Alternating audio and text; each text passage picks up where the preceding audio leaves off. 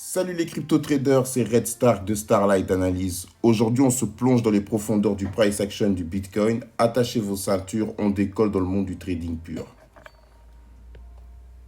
Bim badaboum. Paf, direct. Regardez ce graphique du Bitcoin, pas d'indicateur, pas de distraction, juste le prix et ses mouvements. Et comme je vous disais la semaine passée, pour moi, on est sur une création de liquidité pour justement prendre une direction finale. Si on est bearish, ce serait donc pour moi, serait donc en train de former un épaule, tête. Donc là, l'épaule, tête, épaule. Mais par contre, si on est sur une continuité bullish, excusez-moi, je commence à m'emmêler les pinceaux, alors, qu'est-ce qui pourrait se passer? C'est le scénario en fait que je vous ai expliqué en dernier. C'est la création de liquidités et quelques jolis zigzags entre les 44 200 et les 40 000 avant de vraiment décoller à la hausse et partir bullish, let's go to the moon. Ok? On pourrait alors décoller, vraiment peut-être aller même briser les 65 647. Ce serait pas fou, ce serait pas une dinguerie, mais c'est une possibilité.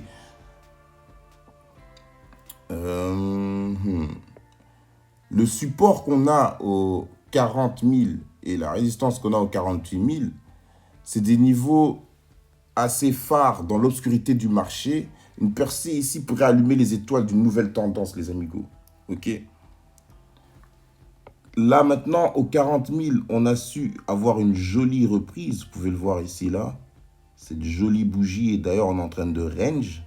Donc, on ne perd pas de force. Donc, ce qui veut dire que cet endroit se fait racheter. Et d'ailleurs, il y a un order block qui s'est fait à ces niveaux-là. Donc, ce qui montre déjà, en fait, qu'il y a un intérêt à faire remonter le prix. Mais comme je vous dis, pour moi, il y a le piège. La surprise sera baissière. En fait, je suis moi-même dans l'indécision totale.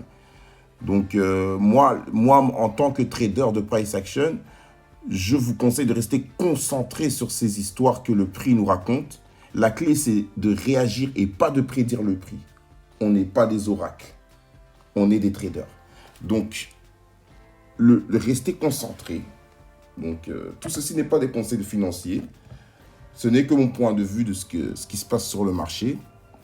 Mais selon moi, on pourrait peut-être quand même bien reprendre une jolie hausse et continuer à partir à la hausse si on brise les 44 200.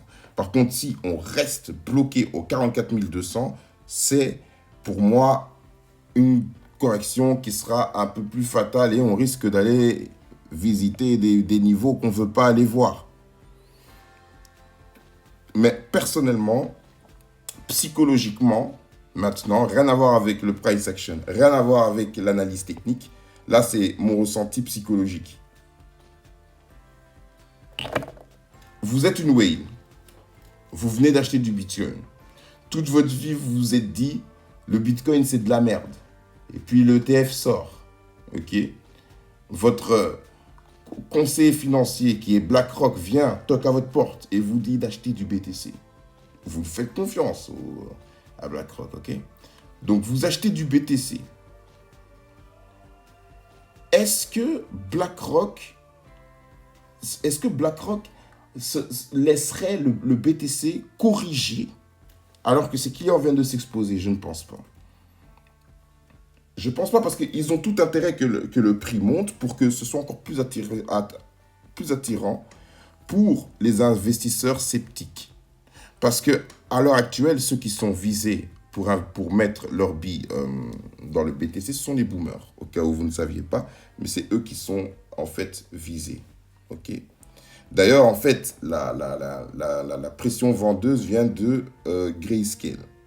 Fondamentalement parlant, je ne fais pas vraiment du fondamental, mais je suis quand même les news qui sont autour de la blockchain.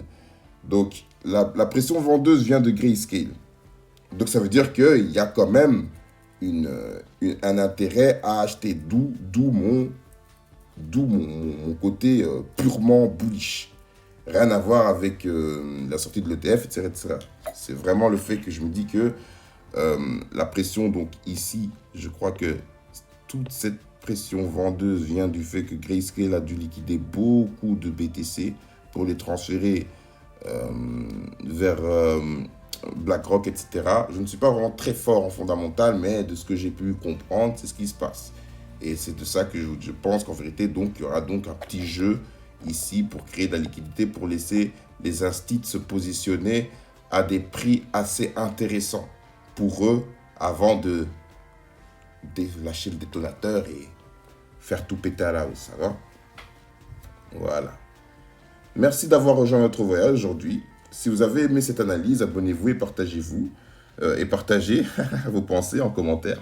Je suis Red Stark et je vous retrouve très bientôt pour une analyse sur Starlight Analyse. Passez une bonne soirée les amis et prenez soin de vous.